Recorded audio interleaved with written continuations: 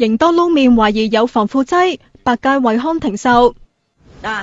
Indomie 啊！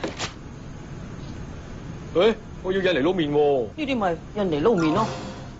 泰神食營多撈麵食得咁滋味，但係呢隻麵喺台灣被驗出含有用喺化妝品嘅防腐劑，仲話會傷肝傷腸胃，食得多仲會中毒添，即時搞到大家唔敢再食啦。不過代理商就話台灣嗰啲麵來歷不明，但係香港入口嘅係正貨，年中先至驗過，苯甲酸並冇超標。另外嗰隻香港就用得，會再拎去俾化驗所驗多次，3至到5日之後就會有結果㗎啦。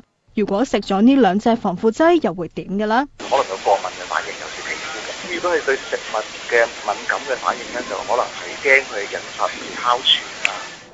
一啲專賣東南亞食品嘅超市就仲有得賣，不過啲貨就堆到成座山咁高，要挽回信心，暫時就唯有咁樣先啦。